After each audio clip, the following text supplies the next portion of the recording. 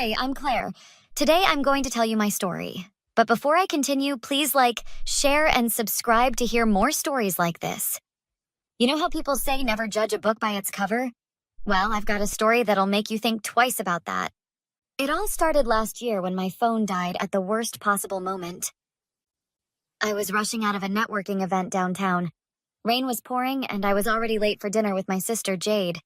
That's when I spotted a sleek black car pulling up to the curb. "Excuse me? Are you my Uber?" I asked, tapping on the window. The window rolled down, revealing a man with salt and pepper hair and intense gray eyes. "No, but I can give you a lift if you need one," he said with an easy smile. "Oh, I couldn't impose," I started. "It's pouring. Where are you headed?" he asked. "Riverdale, the Italian place on Maple Street." "Hop in. I'm heading that direction anyway." I hesitated for a second, but the rain was getting heavier. "Thanks, I really appreciate it," I said, sliding into the passenger seat. "I'm Claire, by the way." "Alex Morgan," he replied, pulling away from the curb. "Bad day?" "Just busy. My phone died in the middle of a work crisis, and my sister will kill me if I'm late again." "What do you do?" he asked, navigating through traffic with surprising skill for an average driver. "Marketing. Nothing glamorous, but it pays the bills." "What about you?" He smiled. "Investment management?" "Oh, like a financial advisor?" I asked. "Something like that." His eyes crinkled when he smiled. "Been in marketing long?" 5 years. Started at a small agency, then moved in-house for a tech company. They downsized last month. "So, you're between jobs?" he asked, turning onto the main road. "Temporarily, I've got some interviews lined up." "Specialization?" "Digital campaigns, social media strategy, brand repositioning, that sort of thing." "Impressive," he nodded, slowing as we approached a red light. "What would be your dream position?" "Something meaningful. Not just selling products people don't need, but promoting causes that make a difference." "Sounds like we should talk more about that," he said thoughtfully. That's how I met Alex Morgan. Not knowing he was the Alex Morgan, CEO of Morgan Enterprises, worth billions. He dropped me off, refused payment, and gave me his card. "If you ever need marketing work, give me a call," he said. Little did I know what I was getting myself into. "You got a ride from a random stranger?" my sister Jade exclaimed when I told her. "Claire, that's how horror movies start." "He seemed harmless," I said, twirling pasta around my fork. "Besides, he gave me his business card." "Let me see that," she said, snatching it from my hand. Her eyes widened. "Claire, do you know who Alex Morgan is?" "Some financial guy?" "He's one of the richest men in the city. Morgan Enterprises, that huge glass tower downtown, that's him." "No way," I said, grabbing the card back. "Why would a billionaire be driving around picking up stranded women?" "I don't know, but you need to call him. This could be your big break." "I don't want any favors, Jade." "It's not a favor if you're good at what you do. And you are. Morgan Enterprises could use someone with your talents." I stared at the card.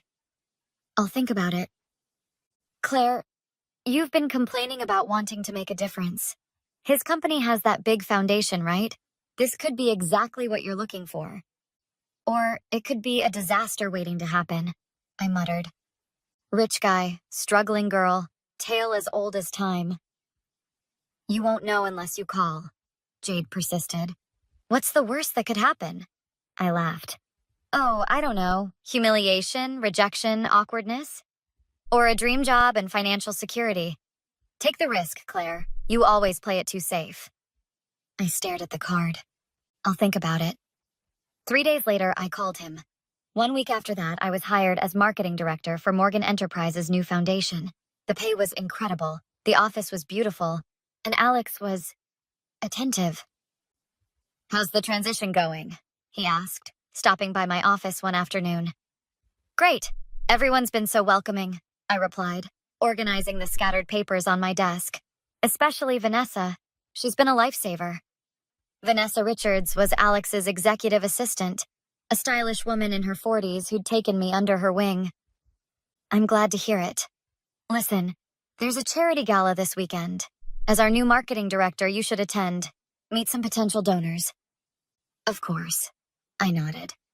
Perfect. I'll pick you up at 7, he said, and left before I could respond. That night, I called my best friend Monica. He's totally into you, she said after I recounted the conversation. Don't be ridiculous. He's my boss, and way out of my league. Claire, billionaires don't personally pick up random women unless they're interested. Trust me. Even if he was, I'm not looking for a workplace romance, especially not with my boss. Just be careful, Monica warned. Men like that are used to getting what they want. You think I should turn down the job? No, but keep your eyes open. Google him. See what his past relationships were like. Now you're being paranoid, I laughed. Better paranoid than blindsided, she replied. Promise me you'll be careful. I promise, but I think you're reading too much into this. The gala was beautiful. Alex introduced me to everyone as the brilliant mind behind our new campaign. I met politicians, celebrities, and more rich people than I could count. But the most interesting person I met was Diana Morgan, Alex's ex-wife. So you're Alex's new project, she said, cornering me by the champagne fountain. Excuse me? I replied, taken aback. Don't take it personally, dear. Alex collects people like others collect art, especially attractive young women with potential he can shape. I'm just the marketing director, I said firmly. She laughed. That's how it starts. I was his just something once, too. I appreciate the concern, but I'm quite capable of maintaining professional boundaries. Diana sipped her champagne, studying me over the rim of her glass. Of course you are. That's what makes you perfect for him. Confidence, talent, and just enough vulnerability to make you susceptible to his charm. You don't know anything about me. I know enough. Let me guess. Struggling career, recent setback. Then Alex appears like a knight in shining armor with the perfect opportunity? My silence must have confirmed her suspicions. Thought so, she nodded. Ask yourself this.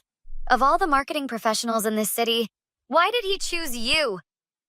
Before I could respond, Alex appeared beside me. Diana, I see you've met Claire, he said, his voice tight. Just giving her some friendly advice, Diana replied with a smile that didn't reach her eyes. Enjoy the rest of your evening. What was that about? I asked when she'd gone. Diana's bitter about our divorce. Don't pay her any attention, he said, placing his hand on the small of my back. Come, there's someone I want you to meet. Over the next few months, things moved quickly. The foundation was thriving under our marketing campaigns. Alex and I grew closer, spending late nights at the office strategizing, then dinners, then weekends. You've transformed the foundation's image, he told me over dinner at his penthouse. I knew you were special the moment I saw you standing in the rain. Is that why you picked me up that day? You saw something special? I asked. He smiled. I saw someone who needed help. The special part I discovered later. It was a perfect fairy tale. Until I discovered the truth. It started with strange comments from Vanessa. You're different from the others, she said one day as we shared lunch. Others? The other marketing directors for the foundation. I thought I was the first? Vanessa's face paled. Of course, I meant at his other companies. But something didn't add up. I started paying attention. The locked cabinet in Alex's office. The way certain board members looked at me with pity. Diana's warning. Then came the charity auction, where I met Robert, a business rival of Alex's. Claire Adams, right? He said, approaching me at the bar. I've heard about you. All good things, I hope, I replied. Depends on your definition of good. You're what, number 4? 5? Excuse me? The foundation marketing directors. Alex has quite the pattern. My stomach dropped. I don't know what you're talking about. Ask him about Melissa, or Jennifer, or Amelia. He handed me his card. When you want the truth, give me a call. What happened to them? I asked, my voice barely above a whisper. Same thing that's happening to you. The ride in the rain, the perfect job opportunity, the romance. then questions about finances followed by termination and blacklisting. You're saying he's done this before? Multiple times? Robert nodded grimly. It's a pattern, a sick game he plays. Why would he do that? Power, control, the thrill of the chase, take your pick. He glanced over my shoulder. He's watching us right now. Call me when you're ready to know more. I confronted Alex that night. Who's Melissa? I asked as soon as we were alone in his car. His knuckles whitened on the steering wheel. Who told you about her? So she's real. And Jennifer? Amelia? Robert, he said flatly. It was Robert, wasn't it? Does it matter? Tell me the truth, Alex. He sighed. They were previous marketing directors. Things didn't work out. Professionally or personally? Both. So the story about seeing me in the rain was true, he insisted. But yes, I've given that ride before. I felt sick. Pull over. I want to get out. Don't be dramatic, Claire. Yes, there were others before you, but you're different. I bet you told them that, too. I didn't quit immediately. Instead, I started digging. Vanessa was reluctant, but eventually opened up. He finds them, mentors them, dates them, then discards them, she explained in a whispered conversation in the stairwell. Usually when they start asking questions about the foundation's finances. What about the finances? She looked around nervously. The numbers don't add up. Donations come in, but not all of them go where they're supposed to. He's embezzling from his own charity? I was shocked. Not exactly. It's complicated. The foundation is legitimate, but it's also a tax shelter and a hunting ground. For women like me, I said, feeling nauseous. I've said too much already, Vanessa replied, heading back to her desk. That night, I called Robert. I'm not surprised you called, he said. I've been keeping tabs on Alex's foundation for years. Why? He destroyed my sister's career after she worked for him. She was Melissa. Everything started to make sense. I need concrete proof, I told him. Be careful. Alex doesn't like losing his toys. The plan came together over the next month. I kept up appearances with Alex while secretly working with Robert, Vanessa, and even Diana to expose the truth. His pattern is always the same, Diana explained during our clandestine meeting. He finds talented women, usually struggling financially, offers them a dream job, seduces them, then fires them when they get too close to his secrets or when he gets bored. And makes sure they never work in the industry again, Robert added. Why help me? I asked Diana. Because he took years of my life, and I want justice, she said simply. The prenup protected his money, but this will hurt his reputation. That's worth more to him than any dollar amount. The foundation's annual gala would be our battleground. As marketing director, I had control over the presentation.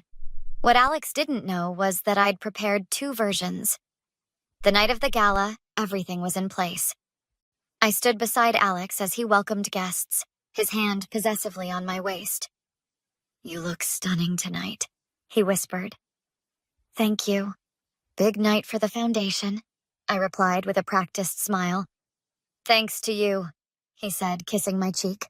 The ballroom was filled with the city's elite. Vanessa gave me the signal that confirmed all our invited special guests had arrived. Ladies and gentlemen, Alex began his speech. Tonight, we celebrate the incredible work of the Morgan Foundation.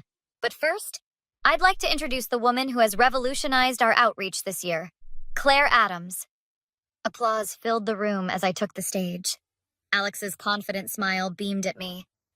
Thank you, Alex, I began. When I first met Alex Morgan, I thought he was just a kind stranger offering a ride to a woman caught in the rain. Alex's smile widened. What I didn't know was that he'd offered that same ride to Melissa Thompson, Jennifer Wu, and Amelia Carter, all previous marketing directors for this foundation. His smile vanished. I clicked to the next slide, showing photos of all 4 of us. What all of us have in common isn't just our jobs or our relationships with Alex. It's that we all discovered discrepancies in the foundation's finances. Murmurs swept through the crowd. Claire, Alex warned, starting toward the stage. Security, please ensure Mr. Morgan remains seated for the presentation, I said calmly. Two security guards, hired by Robert, stepped forward. Over the past month, I've worked with financial experts to trace the path of donations made to this foundation. While many projects are legitimate, approximately 40% of funds are diverted to offshore accounts. The screens displayed financial records, highlighting the suspicious transfers. But the real crime here isn't just financial. It's the systematic way Alex Morgan has used this foundation to lure talented women, promising them career opportunities, only to discard them when they ask too many questions. I gestured to the side of the stage where Melissa, Jennifer, and Amelia walked out to stand beside me. The audience gasped. Each of these women was fired after questioning financial irregularities. Each was blacklisted in their industry. Each was silenced with aggressive NDAs that Alex's lawyers are probably frantically texting him about right now.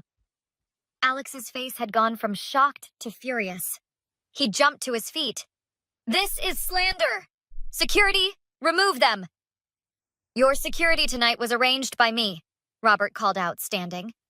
"And the NDAs don't cover criminal activity, which is what we're alleging here. We've provided all documentation to the Attorney General's office," I continued. "Representatives are here tonight and have been listening with great interest." A woman in the back raised her hand in confirmation.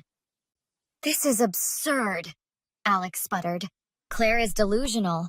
A disgruntled employee making wild accusations because I ended our relationship." "You never ended our relationship, Alex," I said calmly. "And I have the texts to prove it, just like I have the recordings of you admitting to using the foundation to meet women." His face went pale. "Did you really think I wouldn't record our conversations after discovering your pattern? That I wouldn't protect myself?" As Alex lunged toward the stage, the Attorney General's representatives intercepted him. "Mr. Morgan, we'd like to ask you some questions regarding the financial records Miss Adams has provided." The aftermath was swift. Alex wasn't arrested that night, but the investigation was opened immediately. His reputation crumbled as donors withdrew support and board members resigned. "He'll probably avoid jail time," Robert told me weeks later. "Men like him usually do. But his reputation is destroyed. No one will trust him or his businesses again." "And the foundation?" I asked. "Being restructured under new leadership," Diana said. "I've been asked to join the new board, along with Melissa. The good work will continue without him." Vanessa, who'd been instrumental in providing access to records, was promoted to operations director. "What about you?" Monica asked over celebratory drinks. "What's next for the woman who took down a billionaire?" "I've had some interesting offers," I smiled. "Robert's tech company needs a marketing overhaul, and the story has made me somewhat of a hero to women in business." "No regrets?" Jade asked. "Only that I didn't see through him sooner," I replied. "But I learned something valuable. Sometimes the people who seem most charming are the most dangerous, and sometimes the best revenge isn't personal, it's justice." I raised my glass. "To never again mistaking predators for saviors. And to never again getting into cars with strangers," Monica added with a laugh. As we clinked glasses, I thought about how one rainy day changed everything. Not because I met a billionaire, but because I found the strength to stand up to one. So let me ask you this. If you discovered someone powerful was using their position to harm others, would you have the courage to speak up, even if it meant risking everything?